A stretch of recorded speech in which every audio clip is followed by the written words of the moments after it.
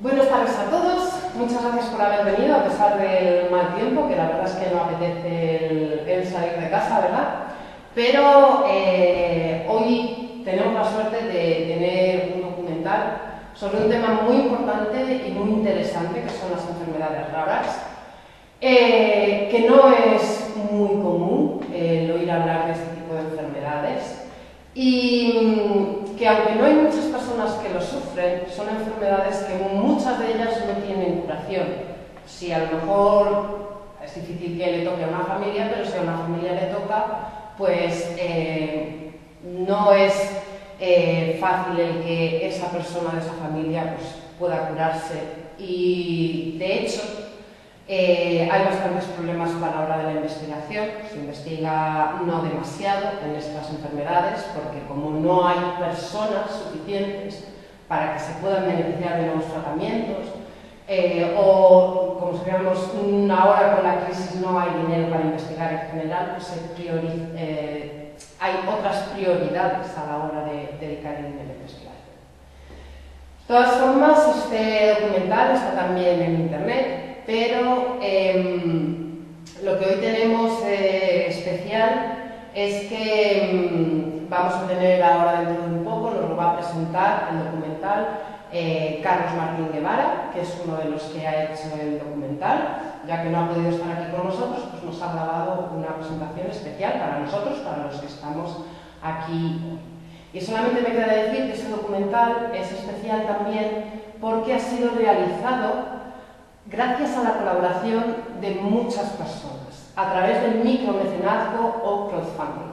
Es decir, ha habido muchas personas individuales que han donado pues 5, 10, 20 euros para que este documental se haya podido llevar a cabo. Y eso, la verdad, es que hoy en día es de agradecer y es otro detalle importante de este documental. Y sin más, pues ya os doy paso a la presentación de Carlos. Así que muchas gracias a Marisa y al Ayuntamiento de Astorga por contar con Raras pero no Invisibles para su programa de Navidad 2013.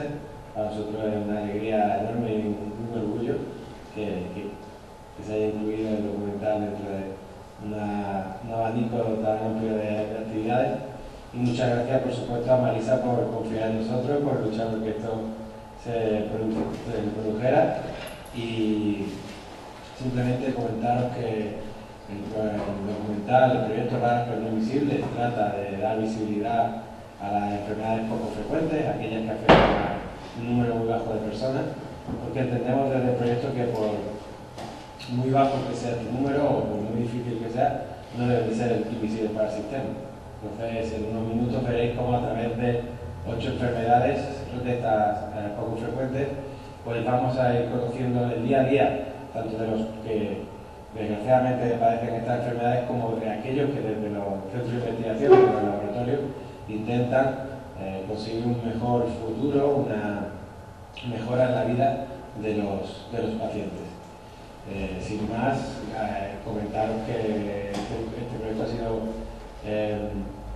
posible gracias a más de 200 personas e instituciones que han colaborado y han ayudado para que pueda ser realidad, y en un momento queremos olvidarnos de ella y esperemos que os guste tanto como el cariño que nosotros lo hemos hecho, y que en estas navidades, en estos tiempos en que normalmente la asociamos a buenas actitudes y buenas formas de comportarse, pues puede ayudar este documental un poquito más a concienciar y a divulgar la existencia de estas enfermedades. Sin nada, muchas gracias, feliz año nuevo y que sigan pasando una fantástica fiesta. Un beso desde Málaga, desde el equipo, de parte del equipo de Raras pero no Invisibles. pues como podéis ver, eso dijo que más de 200 personas han hecho posible que esto sea una realidad. Y ya, sin más, pues bueno,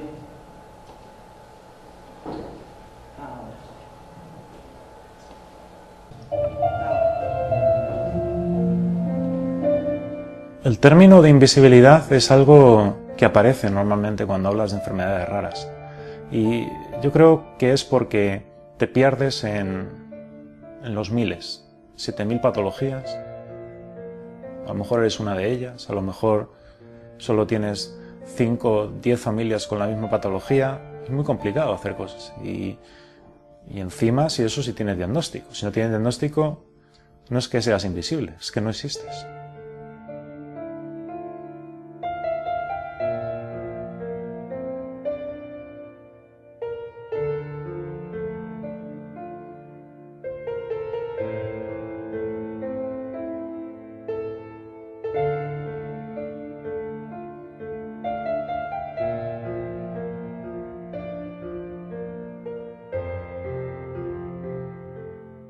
Empecé notando mis manos, evidentemente, sobre todo los músculos distales, los dedos de los pies, los dedos de las manos.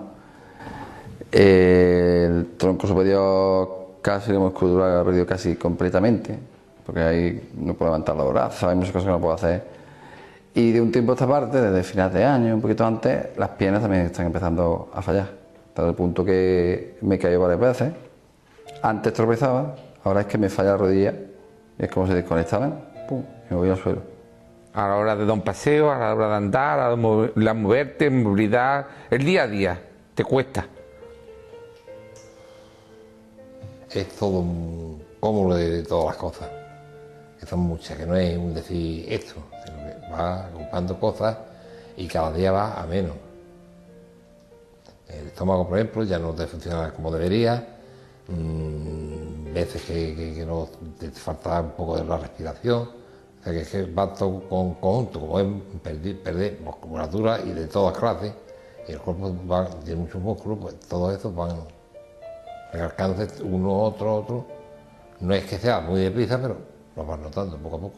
Cuando tienen 3 meses, 4 meses, 5 meses, con su primera crisis epiléptica, son crisis epilépticas continuas, severas, porque aparte de la frecuencia, la intensidad es muy grande y generan un riesgo en los primeros años bastante importante. Quizá por el tema de la discapacidad, que quieras que no, aunque yo diga que se vive naturalmente, nunca se acostumbra uno a tener menos vista que los demás, por mucho que uno quiera llevarlo con naturalidad. Hay momentos que te sientes hay días que te levantas con mejor humor y días que te levantas con peor humor, pues con esto lo mismo.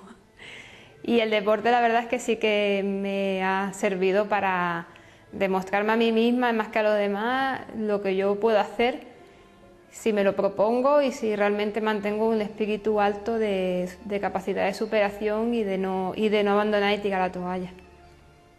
Mucho cansancio, miedo a estar de pie porque me canso, pierdo el equilibrio y la baja autoestima. Una baja autoestima y desde siempre, pues el hecho de no poder, donde llegan los demás, tú no llegas y te sientes inferior y eso te genera una autoestima muy baja, muy baja. Cosas con las manos no puedo hacer, esos botones muy complicados, abrir una botella, abrir una lata, todo ese tipo de cosas, imposible. Y algo que esté muy alto de coger un plato, tampoco llego. Por los brazos no puedo levantarlos más de esto, por ejemplo. Por ejemplo, al niño, el hijo que tenemos, jamás le he podido cambiar un pañal, porque cogerle los piececitos se me escapan, no tengo fuerza en las manos. Lo que nos decimos los padres con síndrome de Dravet es que somos afortunados porque afortunadamente conocemos el gen y llegamos a un diagnóstico relativamente pronto, y somos desafortunados porque desafortunadamente es una patología muy compleja y muy complicada. Pero el diagnóstico es fundamental, sobre todo en enfermedades raras. Aproximadamente hay unas 7000 enfermedades raras ahora mismo tipificadas. De esas 7000 enfermedades raras hay unas 5000 de las que no se tiene la más mínima idea cómo se producen. Entonces, si tienes la suerte de estar dentro de las 2000 que se conocen y tienes la suerte de acceder rápidamente a un test genético que te identifica la causa de la enfermedad, te puedes considerar afortunado dentro de la gravedad. Pero existe también una parte importante de las enfermedades raras que no tienen acceso a este diagnóstico. Y el diagnóstico es fundamental. ¿Por qué es importante el diagnóstico genético? Porque es un derecho de las personas. Hay una ley de biomedicina del año 2007, que nos dice que cualquier español tiene el derecho, si tiene una enfermedad, si tiene una patología, de saber qué es lo que le ocurre. Con lo cual es un derecho que tiene y puede ejercerlo. Y si te pregunta un médico, pues te dice que no hay nada. ¿Qué quiere que te digan? No sabes nada, no sabes nada. Busca en internet y tampoco parece gran cosa. O sea que oídos sordos y ciegos por todos lados. No decir, o esto es así, o esto es asado, o esto es así, ahí te puede poner mejor, ahí te puede poner peor. Todo igual. No sabe, no contesta. Yo fui a un gimnasio para apuntarme y el médico de allí de gimnasio me dijo, ¿qué le pasa? Digo, usted me pasa esto. Unos ejercicios para esto. Me dijo, no tenía ni idea. Dice, ¿eso qué es? Y le preguntó al profesor de la universidad y le dijo que eso no lo conocía, ¿eh? Si un profesor de universidad no lo conoce, pues figúrese de los demás.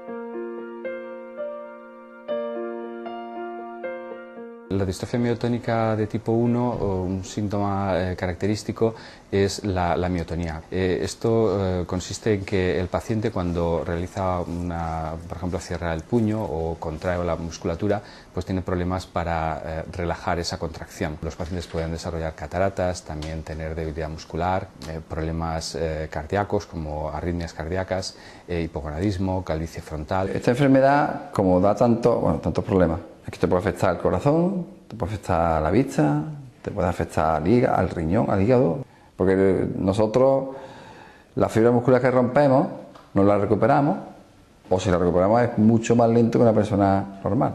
Yo es que creí que tenía un pinzamiento en la espalda, porque perdí fuerza así más de la cuenta, y cuando fui al médico, el médico del pinzamiento no tenía nada, que fuera un neurólogo, que era de algo de neurología. Todo año está con revisión de cardiología, hace un Holter, un electrocardiograma o un ecocardiograma, depende del año, oftalmólogo todos los años. De momento, esos daños colaterales, se puede llamarlo así, no tengo nada. Que cuando fui a la consulta al médico, me dijo el médico, lo que tiene esto y lo que tiene que hacer es arreglar los papeles para jubilarte. Ahí fue donde me vino todo encima. Por la enfermedad misma, pues me ha ido mirando un poco más arriba y ahora está ahí abajo haciendo, no sé qué está haciendo por aquí por las piernas, pero espero que se pare ahí. Y entonces ya no es solo tú, sino que es tú y los que están alrededor, que son los que lo ven, porque tú antes lo has hecho y ahora no lo puedes hacer, que no puedes. La causa genética es una expansión en el número de repeticiones CTG. Esto son las citosina, timina, guanina, que en el gen DMPK normalmente está en un número que no supera las 50 repeticiones y en los pacientes pues, puede llegar a los centenares, incluso los miles. Todas las evidencias sugieren que la función de este gen mismo no está afectada, sino que se trata de un mecanismo relativamente complejo en el que los transcritos del gen donde ocurre la mutación producen un efecto tóxico y secuestran otras proteínas, de tal manera que aunque la mutación ocurre en el gen de MPK, este no parece ser en sí mismo el origen de la enfermedad. Mi hermana abrió un poco el camino, porque ella se manifestó antes que a mí. Yo creo que con 18 años, 19 años me empecé yo a dar cuenta un poco de que había algo raro, ¿no? Y entonces, para confirmar que era Steiner, nos hicimos unas pruebas de genética aquí en Málaga y salió el cromosoma 19, que tiene un brazo más largo, que está repetido más de 50 veces y afectado mi hermana y yo. Sí, estas expansiones son inestables tanto en las transmisiones intergeneracionales de padres a hijos como en las transmisiones de una célula a sus hijas. De tal manera que normalmente a partir de un umbral que puede estar alrededor de las 50 repeticiones tienden a expandirse. Los hijos suelen desarrollar la enfermedad antes que sus padres y a su vez en las siguientes generaciones también está dar lugar a formas congénitas donde los niños pues, desarrollan la enfermedad desde el nacimiento. No hay nada es que no hay medicamentos, ni no hay terapia, no hay nada. Yo sé lo que hay, yo sé que de momento es incurable y que no hay nada que hacer. pero bueno.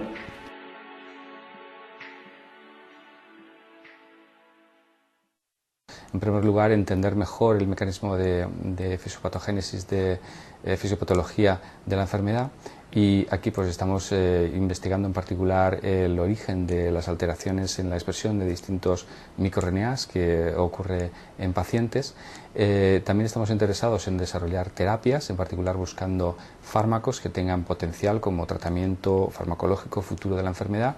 Y por último, nos interesa mucho desarrollar algún tipo de biomarcador sérico para hacer un seguimiento de la enfermedad.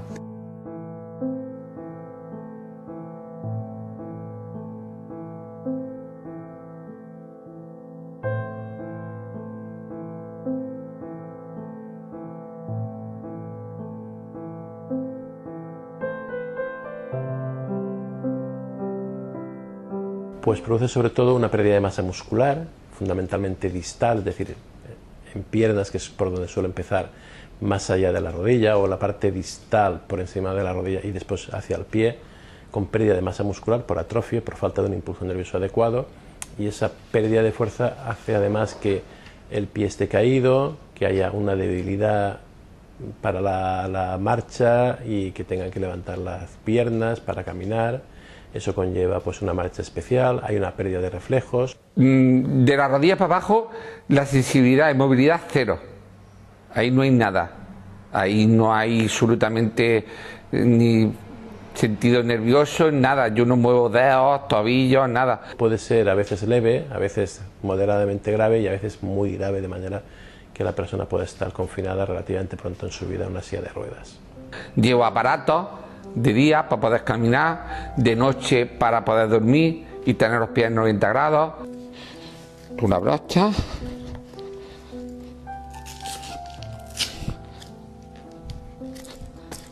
Y ya está, el pie sujeto a 90 grados. De la otra manera, si tú le quitas el ganchete,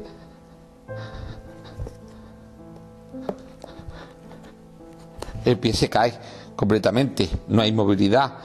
Y por la noche pues hay que ponerse una célula para tener el pie a 90 grados. Y van a abrochar en 3 lados. Los dedos, en el tobillo y en la pantorrilla. Y te deja el pie completamente a 90 grados y duermes con el pie completamente a 90 grados. Es una neuropatía periférica que afecta a los nervios sensitivos y motores, los sensitivos por los que recibimos información del mundo exterior, la postura, el dolor, la temperatura, y los nervios motores que condicionan la respuesta para movernos, para reaccionar, para enviar información neurológica o el impulso nervioso a los músculos y que estos ejecuten su función. El nervio periférico tiene una estructura constituida por 2 partes fundamentales, una, como he dicho antes, el axón, que es la prolongación que tiene la neurona tiene una parte que se llama cuerpo soma, de la cual sale este axón que constituye el nervio, por tanto es material de neurona, el axón. Y la otra parte es la vaina de mielina, que lo envuelve, que lo recubre, que protege ese axón y que permite la conducción nerviosa por el sistema de saltatorio, de saltos de impulsos nerviosos, al hacer esa envoltura que lo aísla. La pérdida de mielina por alguna razón, básicamente en la enfermedad de Charcot-Marie-Tooth por alguna mutación genética, de los más de 40 a 50 genes que se han descrito, pues si afecta primariamente a la vaina de mielina, a la célula de Schwann, se produce una desmielinización o una mala mielinización del axón. Eso conlleva una reducción del impulso nervioso y al final afecta a la función del axón y se produce la neuropatía. Cuando la lesión primaria afecta a un gen que se expresa fundamentalmente su proteína, la que codifica ese gen, en el propio axón, pues tenemos otra causa distinta que es una axonopatía, un déficit de axones que también conlleva desarrollar una neuropatía. La enfermedad de Charcot-Marie-Tooth es una enfermedad muy heterogénea desde el punto de vista genético. Dentro de las 2 grandes formas fisiopatológicas e histopatológicas que hay, que es la forma desmielinizante y la forma axonal, hay muchos genes que causan la enfermedad. Hay una gran heterogeneidad y por tanto uno tiene que tener en cuenta esto a la hora de enfocar las investigaciones y también de enfocar el diagnóstico genético y el consejo genético.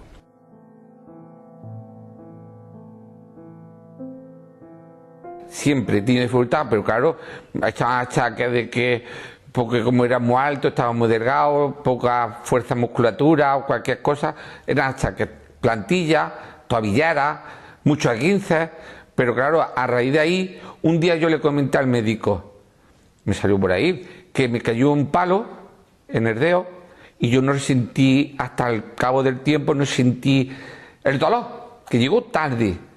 El diagnóstico se hace desde el punto de vista de una exploración, una anamnesis y una exploración neurológica, como en todas las enfermedades neurológicas. Después conlleva una segunda aproximación, que es el estudio electrofisiológico, donde se determina si realmente hay una neuropatía y si esta es sensitiva y motora y si esta es desmineralizante o es axonal, y por tanto ya se llega a un diagnóstico de enfermedad de Charcot-Marie-Tooth cuando las manifestaciones clínicas que tenga el paciente. Se ve además si tiene historia familiar, haciendo un árbol genealógico, y por tanto se ve si en esa familia concretamente hay historia de herencia de la enfermedad.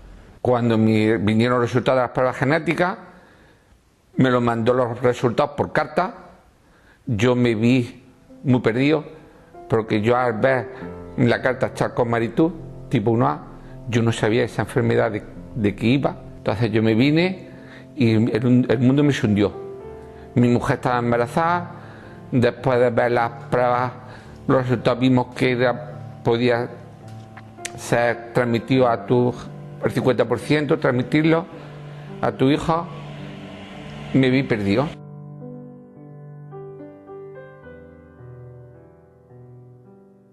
Estamos centrados sobre todo en las formas que se asocian a defectos de funcionamiento de la mitocondria en relación con alteración funcional del axón en la enfermedad de Charcot-Marie-Tooth, fundamentalmente por mutaciones en el gen GDAP1, aunque también en el gen mitofusina 2, son los dos fundamentales que investigamos. Entonces nosotros estamos viendo que en los déficits de GDAP1 hay una distribución anormal de la estructura de la red mitocondrial. Esto es fundamental para el proceso biológico tanto de la producción de energía como del metabolismo del calcio, y esto está alterado cuando uno tiene un déficit o una mutación en estos genes, y concretamente en el gen GDAP1. Me metí en un tratamiento experimental, 5 años he estado, a mí me ha ido bien, yo no me ha ido mal, yo comprendo que para mí sí, pero por lo visto no ha dado los resultados que se pretendía y la han quitado. Y también creo que también puede ser por los recortes económicos que hay ahora y la han quitado. Es caro, sale, no puedo, ni un año sale por un ojo en la cara.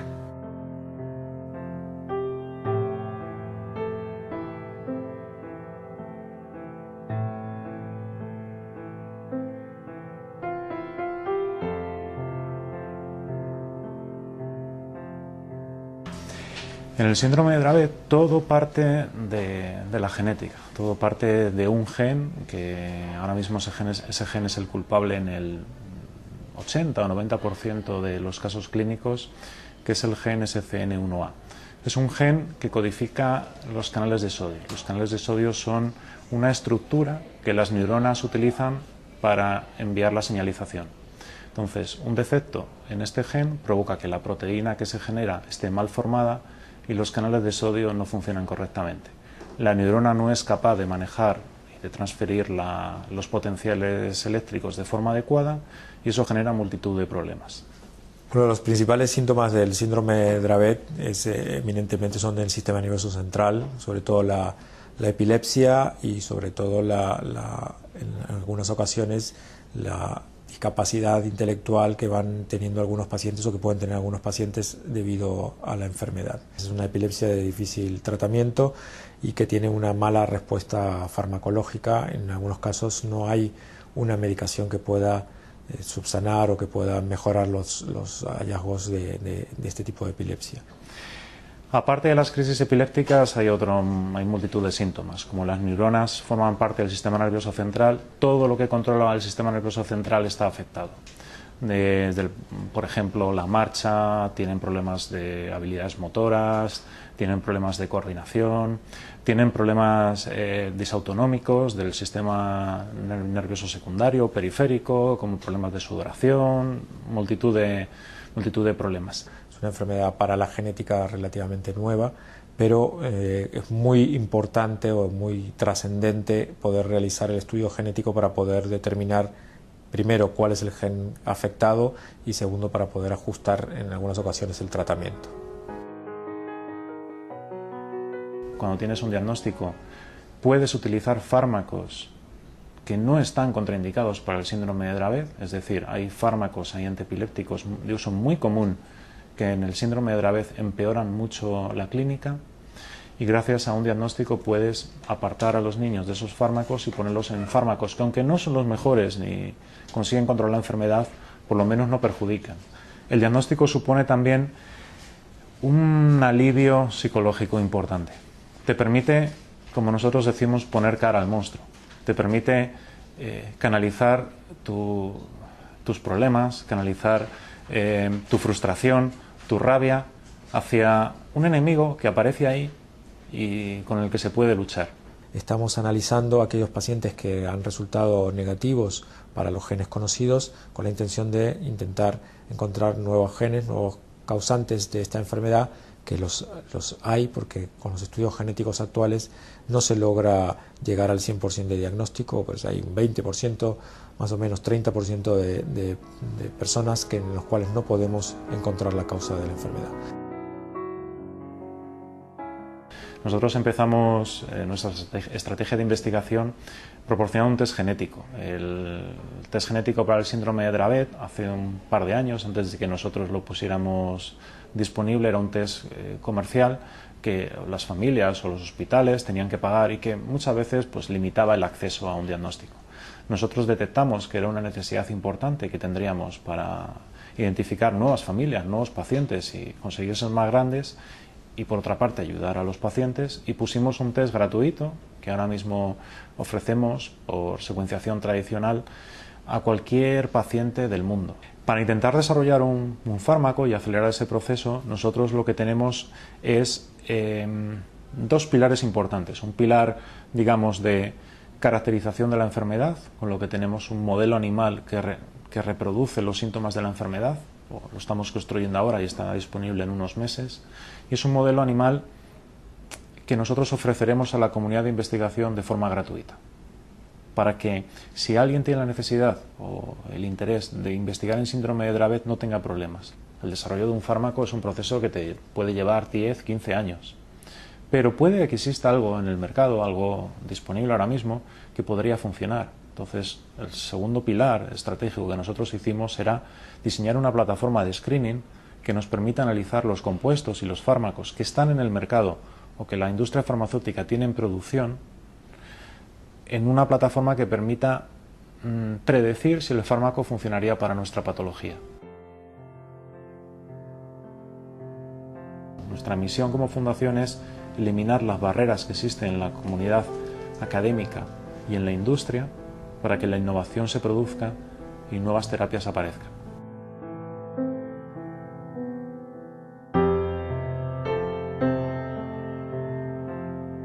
La epilepsia restringida a niñas con o sin retraso mental es una enfermedad caracterizada por ataques de epilepsia tempranos en la edad y solo se produce en niñas. Estos ataques epilépticos además pues, tienen una característica especial, es que se producen en clúster o racimos y pueden ser pues, constantes en el tiempo a lo largo de 1 a 5 días. Pueden generar un retraso en el desarrollo y un retraso a nivel cognitivo.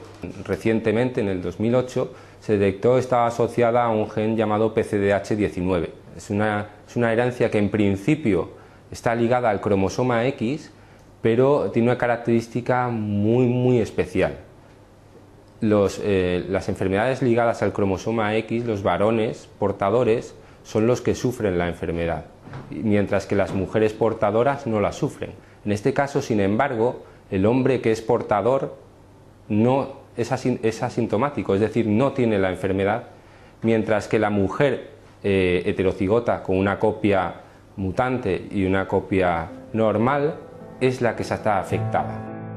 Hay varias hipótesis que explican las causas moleculares de esta enfermedad. Una de ellas se llama la interferencia celular.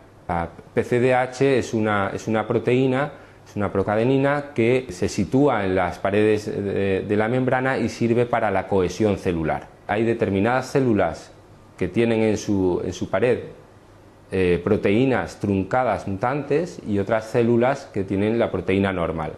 Pues estas células no coexisten bien, no se relacionan bien y por lo tanto se produce la enfermedad. O sea que primero es identificar y diagnosticar de forma precisa a los pacientes, después que estos pacientes, como ha pasado en otras enfermedades, formen un grupo con cierta fuerza que ya se está creando a nivel internacional, tanto por iniciativa europea como americana, y ahora están uniendo sus esfuerzos, como por el trabajo de los investigadores, que bueno, pues creo que cada vez se está haciendo más. Este gen no se conocía hace relativamente poco y sin embargo pues el número de trabajos sobre este gen y su herencia ha aumentado considerablemente.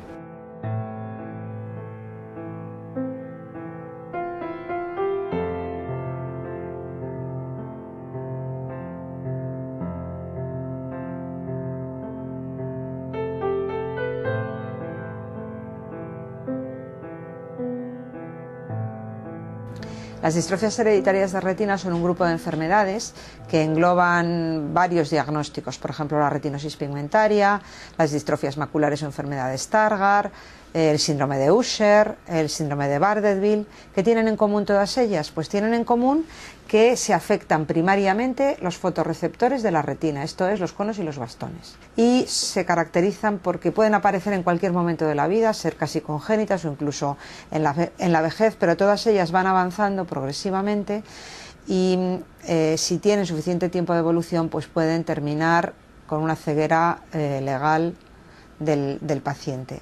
Los fotorreceptores de la retina son en realidad un laboratorio químico, que es donde llega el impulso de la luz y se transforma ese impulso de la luz mediante una serie de reacciones químicas en un impulso eléctrico, que es lo que se transmite a través de las conexiones neuronales, las sinapsis, y que llega al cerebro como una señal que el cerebro percibe como visión. Entonces los fotorreceptores, que como digo es la primera estación de la llegada de la luz, son de dos clases, los conos y los bastones. Son unas células muy especiales, muy especializadas. Los bastones son lo que nos permiten ver en condiciones de penumbra. Y además los tenemos todos por la periferia de la retina, de manera que es lo que me permite que mirando de frente yo soy capaz de saber que tengo el suelo abajo, que tengo el techo arriba, que tengo aquí a mi izquierda un microscopio, que tengo aquí un mueble del laboratorio, aunque no esté enfocando hacia los lados. Eso es la función de los bastones. Cuando los bastones se estropean y tengo una enfermedad que se llama retinosis pigmentaria, entonces yo dejo de ver por los lados, la visión se transforma en una visión que llamamos en túnel, por sí misma se explica, y además me adapto muy mal a la oscuridad. Si voy a una discoteca o al cine o me apagan las luces de mi casa, me quedo completamente sin visión. Los conos están en la parte central de la retina, es lo que nos permite ver en condiciones de mucha iluminación, lo que me permite discriminar los colores y discriminar los detalles, y me permite ver por el centro del ojo. Si se me estropean los conos, entonces yo lo que haré con dificultad será leer, escribir, discriminar las caras de las personas, ver por el centro del ojo y distinguir los colores. Y otra cosa importante, aguantar la luz intensa. Entonces tendré fotofobia, veré mal por el centro y tendré visión borrosa y no veré bien probablemente los colores.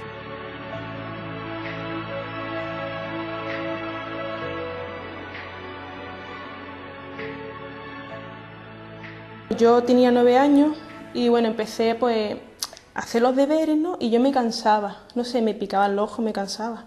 Entonces, claro, pues se lo comenté a mis padres, y digo, que veo mal, no sé qué. Y claro, mis padres pues me llevaron al médico, al oculista, que a lo mejor podía tener gafitas con mis hermanos y tal. Y bueno, pues me lo diagnosticaron por la Seguridad Social. Y la verdad es que no tuvieron mucho tacto a la hora de decirme que yo tenía algo raro, algo fuera de lo normal, ¿no? Y claro, pues a partir de ahí pues empezaron a mandarme médicos aquí en el clínico, aquí en Málaga. Luego me mandaron a Granada para hacerme más pruebas, un electroculograma me hicieron, recuerdo. Y ya a partir de ahí, bueno, pruebas, tenía que ir al al hospital cada 3 meses, a dilatarme las pupilas, verme el fondo del ojo, y así estuve ya unos cuantos años. A mí mi diagnóstico es enfermedad de Best degenerativa, es decir, voy a perder un poquito de agudeza visual en el centro, se va a quedar así, no te vas a quedar ciega, y hasta ahí es lo único que me dice.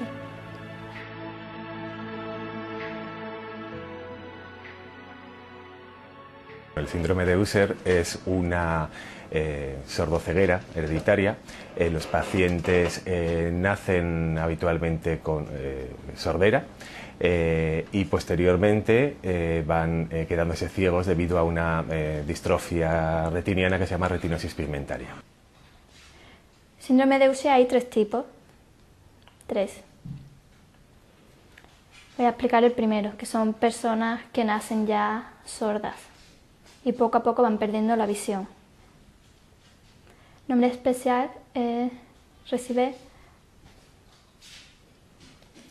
retinosis pigmentaria y va perdiendo campo de visión. También tienen problemas de movilidad, porque claro, no escuchan bien y no pueden apoyarse con la visión, entonces tienen problemas al andar. Siempre suelen ir con alguien que le ayude, pero cada persona tiene niveles diferentes de la enfermedad. El síndrome de Usher tipo 2 suelen nacer oyentes, pero después tiene problemas de visión y poco a poco va perdiendo también audición. Tiene audición media, digamos. Tiene menos problemas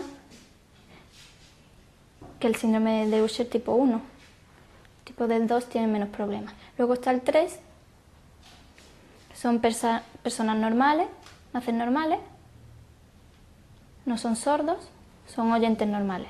Pero después de repente pierden visión y la audición, progresivamente muy rápido. Yo, pues bueno, nací sorda. Poco a poco pues me di cuenta que tenía síndrome de Usher y fui perdiendo campo de visión. Poco a poco veía menos, hasta visión en tubo. Eso fue progresivamente. Yo veo bien, pero por la noche no puedo ver, no veo. Y si no hay bastón, pues... Claro, yo tengo que ir andando muy despacio, rápido nunca, muy despacio, hasta que llegue a casa. También, por ejemplo, yo cuando me voy a la calle, si necesito, por ejemplo, ir al médico urgentemente o algo, pues llamo a SOSIDE, que es la Asociación de Sordos Ciegos de España, y ellos me facilitan una guía intérprete y que van conmigo y pueden venir conmigo al médico, porque yo siempre necesito ir al médico o al banco, necesito que venga mi intérprete conmigo. Esa es mi vida diaria.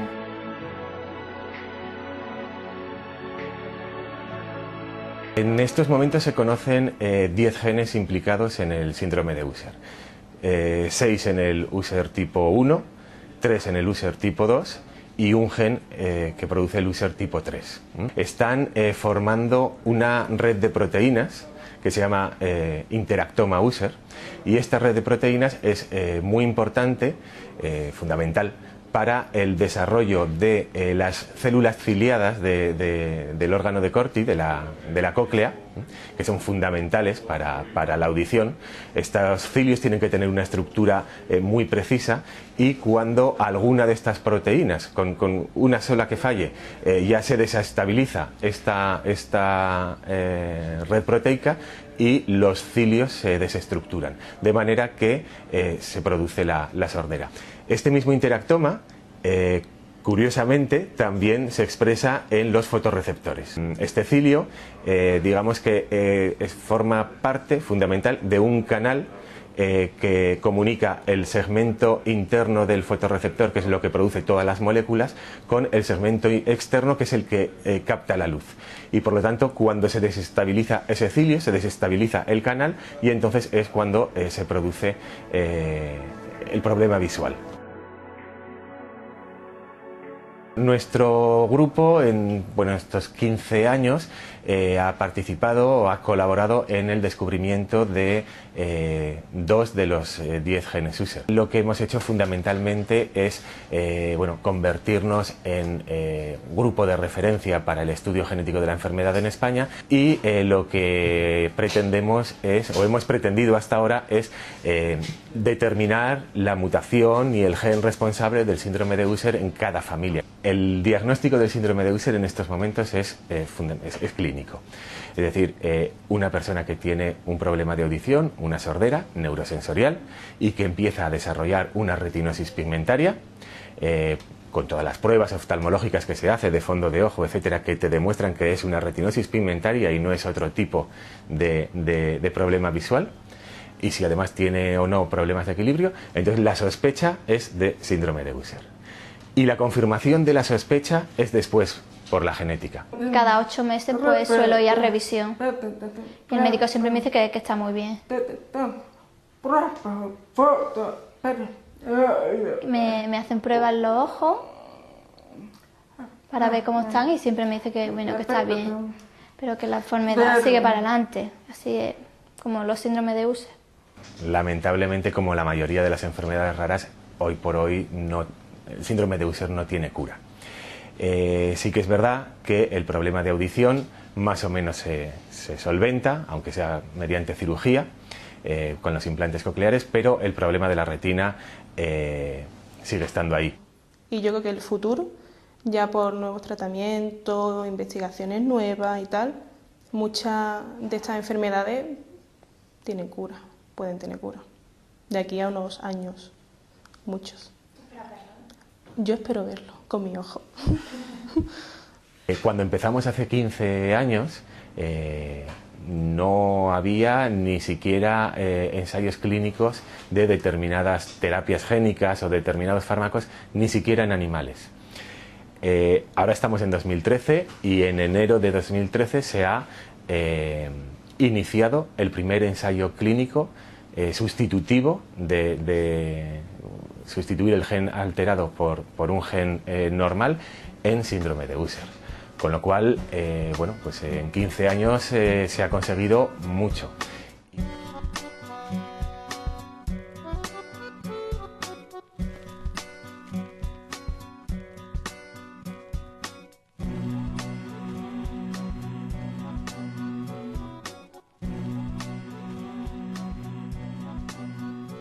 El albinismo es, al fin y al cabo, es una condición genética que lo más llamativo de ella es que es la ausencia o el déficit de melanina en el cuerpo.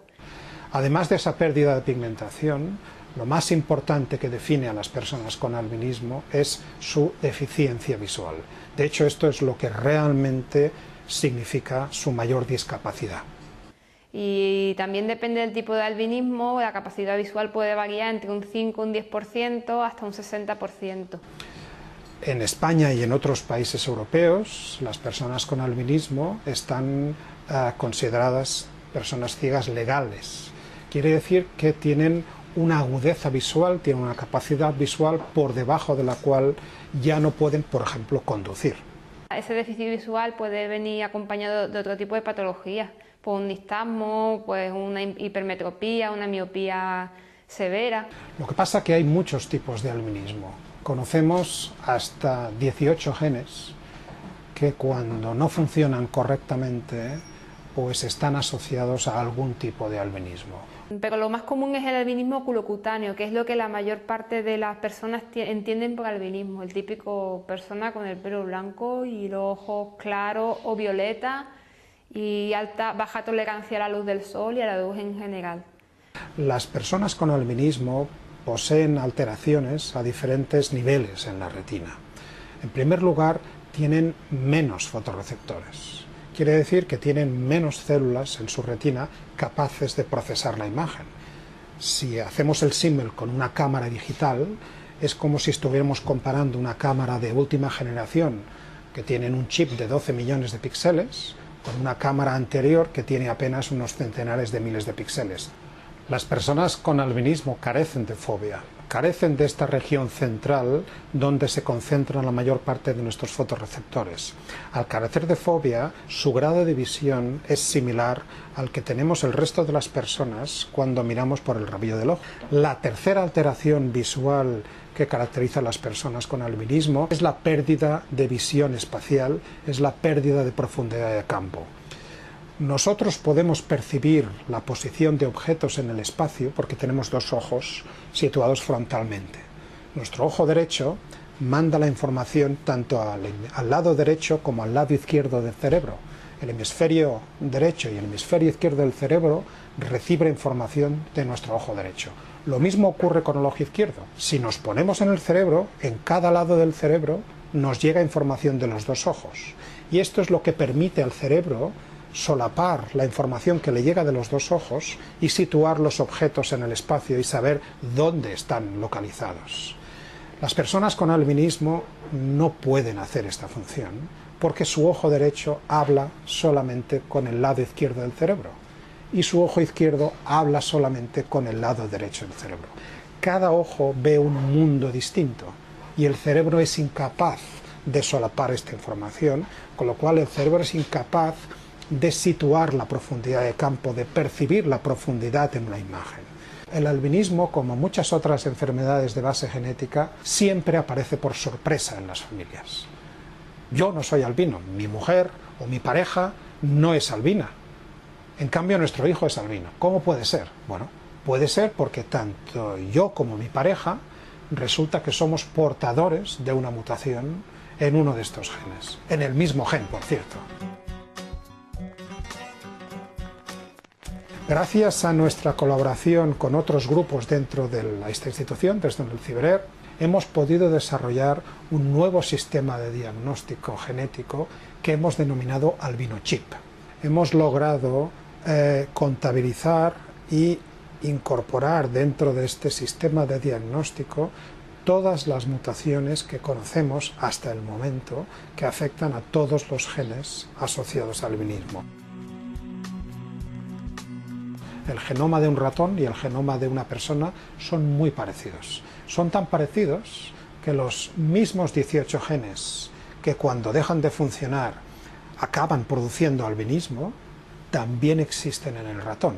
Con lo cual nosotros, utilizando los ratones, podemos primero entender qué es lo que le ocurre a las personas con albinismo para intentar generar o proponer soluciones que puedan o bien curar o si no curar, que esto es algo difícil y relativamente complicado, paliar y mejorar la calidad de vida de las personas con albinismo.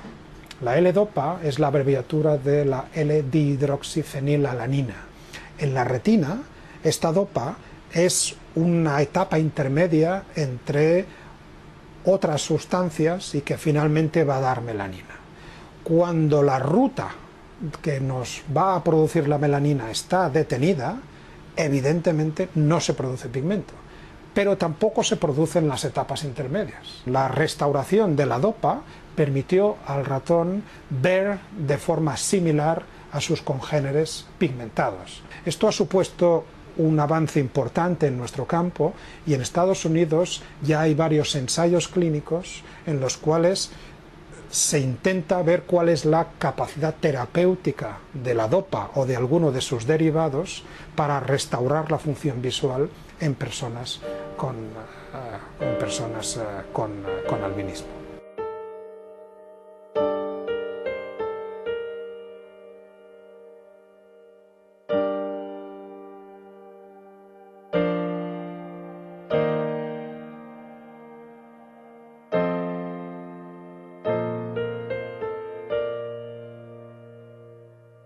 Bueno, el síndrome del acento extranjero es un trastorno excepcional del habla. Es un síndrome peculiar caracterizado porque una persona, tras sufrir algún tipo de daño cerebral, que puede ser de origen traumático o vascular, continúa hablando en su lengua madre, pero con un acento que los oyentes interpretan como un acento extranjero. O sea, esto no es un trastorno del lenguaje, sino es un trastorno del habla, de la programación y la ejecución del habla. El hablante no deja de conocer el léxico, no deja de conocer los fonemas, las 5 vocales o las consonantes del español.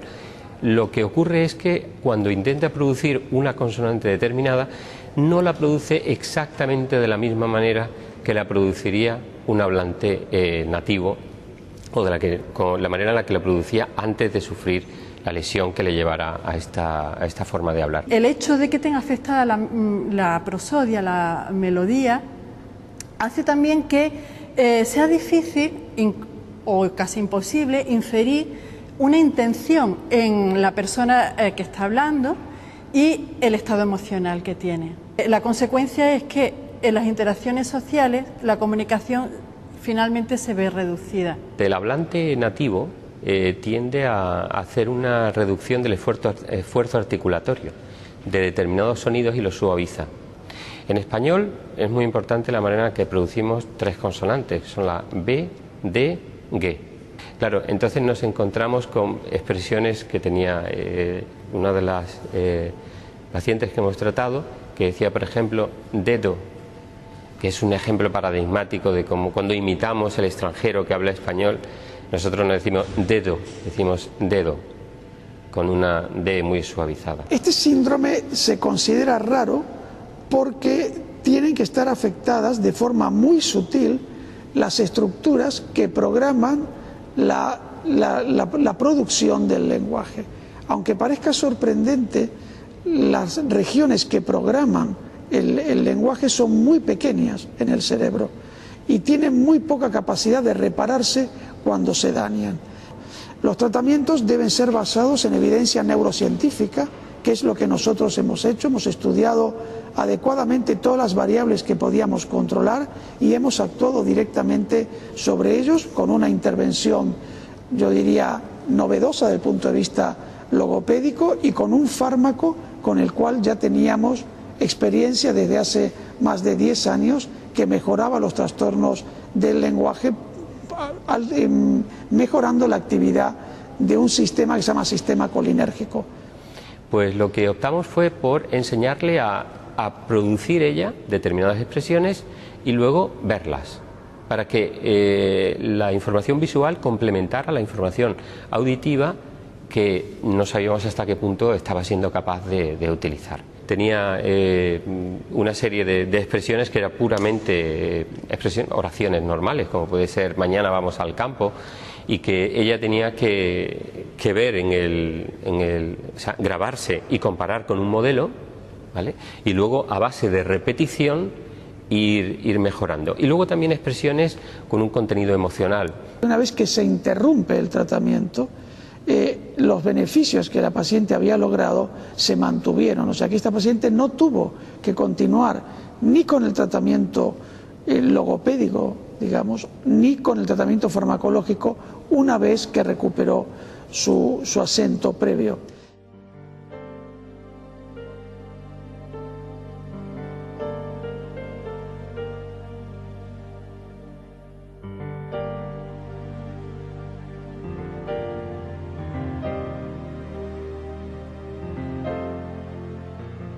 Las enfermedades son el resultado de la confluencia de varios planos de redes social, red génica y red metabólica, múltiples dimensiones, múltiples planos, y cada uno de ellos son redes muy complejas que al final están relacionadas entre sí. Entonces ese universo se ve mejor, se puede apreciar mejor en algunos aspectos si se mira desde lejos y sacar información nueva que elemento a elemento no conseguiríamos nunca. Entonces, otra forma de abordar la biología que viene muy bien en el momento actual, porque en el momento actual tecnológicamente, por las técnicas proteómicas, genómicas, de secuenciación, podemos sacar miles y miles y miles de datos, y esos datos hay que integrarlos, y cuando se integra, si se mira de muy cerca no se ve nada, hay que mirarlo desde lejos y analizar su topología desde lejos. FENUMA está construido por informáticos, biólogos y químicos. Cuando no se sabe, y en enfermedades raras suele ocurrir mucho, que no se tiene muy claro ni el tipo de enfermedad que es ni cómo llamarle, preguntar a lo mejor por la relación de los fenotipos que uno observa en un enfermo dado con otras enfermedades y los genes que relacionan esos conceptos, puede orientar. Es simplemente una herramienta de orientación molecular, ¿eh?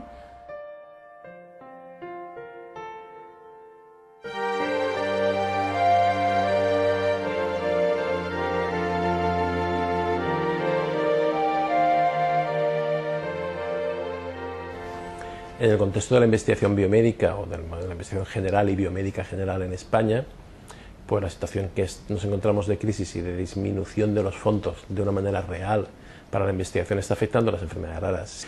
Ahora bien, también ha habido acciones y sigue habiendo acciones importantes de cara a investigar en ellas, como por ejemplo es el Centro de Investigación Biomédica en Red de Enfermedades Raras, el CIBER de Enfermedades Raras, es decir, el CIBERER, que financia desde finales de 2006 las investigaciones en este campo, y entonces ha sido y es un impulso muy grande. Es importante resaltar que precisamente debido a la existencia del CIBERER, ahora existen programas de financiación que permiten investigar directamente en todas y cada una de estas enfermedades raras, ahora sí de forma específica y de forma directa, con lo cual nosotros contamos con fondos de investigación tanto para hacer nuestros experimentos con animales como para desarrollar las herramientas de diagnóstico genético que luego vamos a poner en manos de los facultativos de la sanidad pública para que puedan ofertar esta diagnosis genética, la puedan ofertar a las personas interesadas y a sus familiares. El problema fundamental de las enfermedades raras es el número de muestras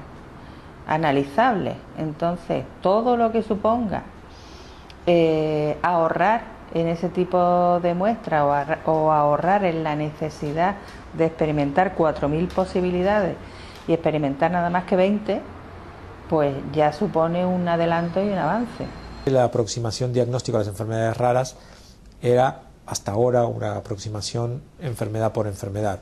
Las enfermedades ahora pueden agruparse por síntomas, y en vez de estudiar específicamente el síndrome de Dravet, podemos hacer una aproximación para estudiar todas las enfermedades que producen epilepsia a la vez. Con eso ampliamos un poco el espectro, aumentamos un poco la capacidad diagnóstica y también mejoramos un poco el diagnóstico para los pacientes. Tenemos en estos momentos la posibilidad de hacer diagnósticos mucho más rápidos en un mayor número de pacientes.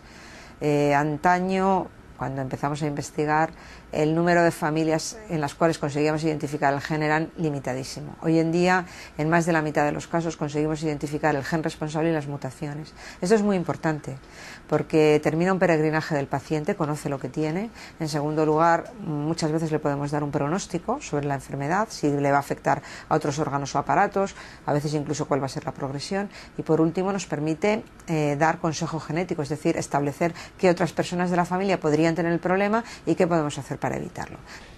Ese límite que hemos puesto de esto es síndrome de X es artificial. Realmente tendríamos que avanzar más en el conocimiento de las enfermedades. Tendríamos que avanzar más en conocer la causa genética subyacente que produce la enfermedad para buscar lo que los grupos internacionales llaman clústeres de enfermedades. Por ejemplo, el síndrome de Dravet. El SCN1A, que produce el síndrome de Dravet, es un gen que aparece mutado en otras patologías, por ejemplo en autismo. A nosotros, como colectivo de afectados, me interesaría encontrar esos pacientes y esos padres con la misma necesidad, porque lo que nosotros hagamos para intentar solucionar el problema de este gen les va a valer a ellos. Y el aprender, al aumentar nuestro conocimiento de qué es lo que le ocurre a la persona que lleva esta mutación, nos ha llevado a proponer soluciones imaginativas, innovadoras, que puedan ser aproximaciones terapéuticas para curar o aproximaciones paliativas para tratar de alguna manera alguno de los aspectos, alguno de los síntomas que afectan a alguna de estas enfermedades raras. Lamentablemente, para la mayoría de estas enfermedades lo que todavía no podemos es ofrecer un tratamiento, pero yo estoy convencido de que en un plazo razonable de tiempo incluso podremos decirles, bueno, mira, hemos encontrado esta mutación, esto es lo que te produce la enfermedad, ahora vamos a intentar reparar ese gen. Se ha dado un impulso muy grande y eso, sin lugar a dudas, ha cambiado el panorama de la investigación de enfermedades raras en España. Tanto estamos en una situación de que estamos viviendo relativamente bien de todo lo que hemos invertido en los últimos años y especialmente en lo que va de siglo, en el campo de enfermedades raras concretamente, pero corremos el riesgo de que la desinversión, la reducción de la inversión en España afecte al conjunto general de la ciencia española, la que se hace desde España, que por muy internacional que sea y universal, se hace desde aquí por investigadores españoles y no españoles, pero trabajando aquí. Pues si hay una falta de incentivos, falta de fondos, pues nos veremos abocados a que dentro de unos años no tengamos la ciencia que tenemos en este momento. Por lo tanto, la situación es delicada, realmente delicada. Es investigación genética la que va a ser la banderada de tratamiento no solo del albinismo, sino de otras muchas enfermedades o de otros muchos trastornos o mutaciones genéticas que devienen o en enfermedades o en discapacidades. Y bueno, pues todo lo que sea destinar recursos a esta investigación, yo creo que es hasta un patrimonio valiosísimo para un país. Que un país decida apostar por la investigación es algo que dice mucho del país y de su gobernante. De modo que estamos en primera línea de fuego, por así decirlo, de los avances de esta enfermedad que puedan ser llevados a los pacientes. Claro, eso es muy poco, eso es muchísimo para un investigador, es muy poco para un paciente, porque aún no les podemos curar. Y ese es nuestro reto. Yo suelo decir, y lo quiero decir en público, porque lo digo en privado a los pacientes, yo no he tirado la toalla, llevo trabajando mucho tiempo y no tengo nada que ganar. Nada más que tal vez algún artículo en mi currículum vitae que lo adorne.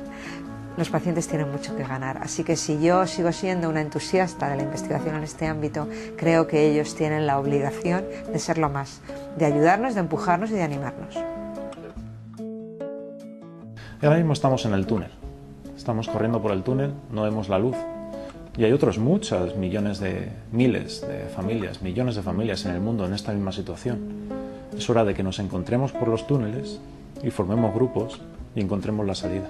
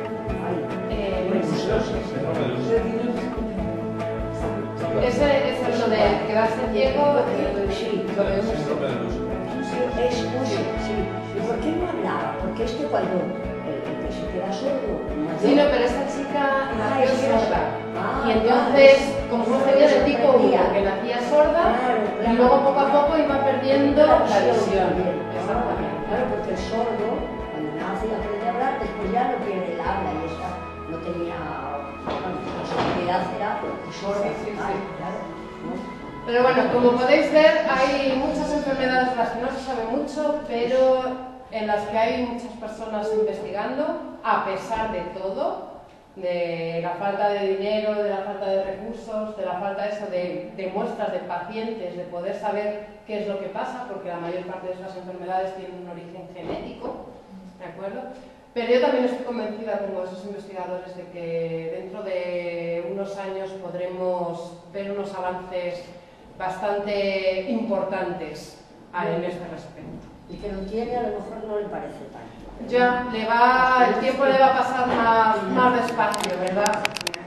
Pues nada, muchas gracias a todos por haber venido y solamente queda invitarles al sábado a las 6 de la tarde, en esta misma sala, va a venir Marta Pérez Folgado, que es doctora en paleontología y ahora profesora del instituto, redactora también, compañera mía en la revista Journal of Synapsis, a hablarnos sobre el clima.